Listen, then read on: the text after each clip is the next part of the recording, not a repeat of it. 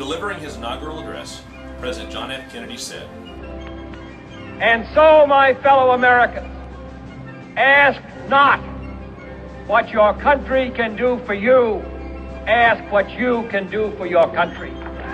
In January, the hard-working, dream-loving people of this shining city on a hill that we call America will once again listen to the history-making words of an inaugural address. Like John F. Kennedy, there is a chance a Democrat, gifted in oration, will deliver this speech. That is where all similarities end. Barack Obama's speechwriter would edit President Kennedy's words quickly, easily, changing them into a feel-good 30-second soundbite that says, "Ask what your country can do for you." My name is Willey. I am married to my best friend. I'm the father of 2 children. I am active in my church and my community, and I'm the proud owner of 2 small businesses located in North Texas. Barack Obama talks of change. You see, Barack Obama is very good at convincing people like you and me that somehow this country has failed, that despair is normal, and that true hope is only attainable through collective support of government ideals.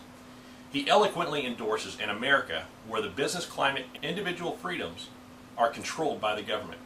He tells normal, everyday people that are striving to one day achieve the American dream, that he wants to put in place a government that is equipped to spread the wealth.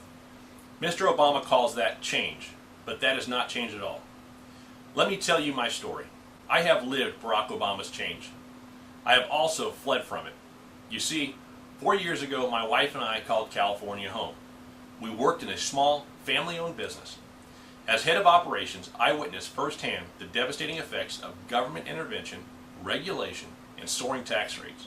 I watched everyday people, other small businesses, struggle, long before the idea of a struggling everyman became popular in this election.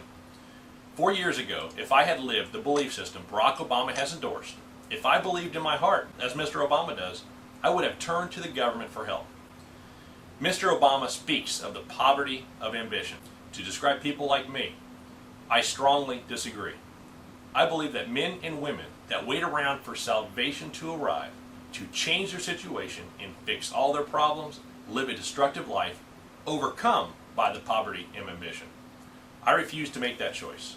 Instead, I did something I believe the vast number of Americans long to do, but so many throughout this nation's history have done. I honored those men and women of free spirit, of self-reliance that blazed an unknown trail. I packed up my modern-day equivalent of a covered wagon, the U-Haul trailer, uprooted my family, and moved to a better place. My wife and I made the radical choice to change our circumstances, and we moved to a different state. Was it scary? Absolutely. Was it uncomfortable? Of course.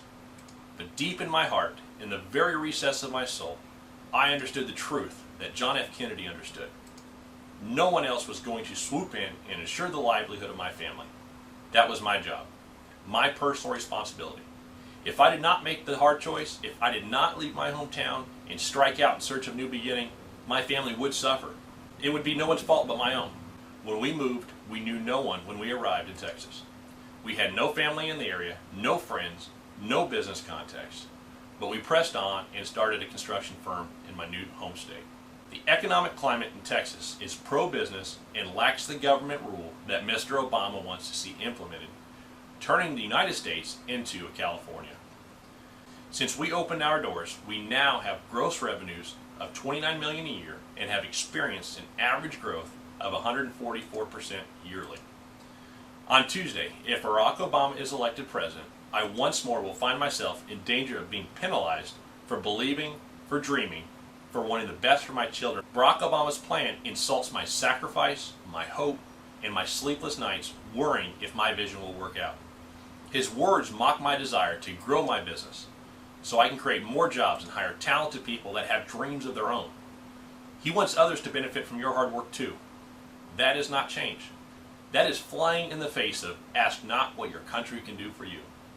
That is Barack Obama telling you and telling me that we are selfish people, we are dreamers, and we are reckless to believe that if we envision, sweat, experience tribulations, and finally achieve, that we can be successful in a country founded on history-making success. Somehow Barack Obama is praised for saying, "My desire to improve my life, to establish a home, and leave a legacy for my children is wrong. Why is it wrong to want to achieve more? I don't know a single person that doesn't want to earn a higher income. That's what Americans do.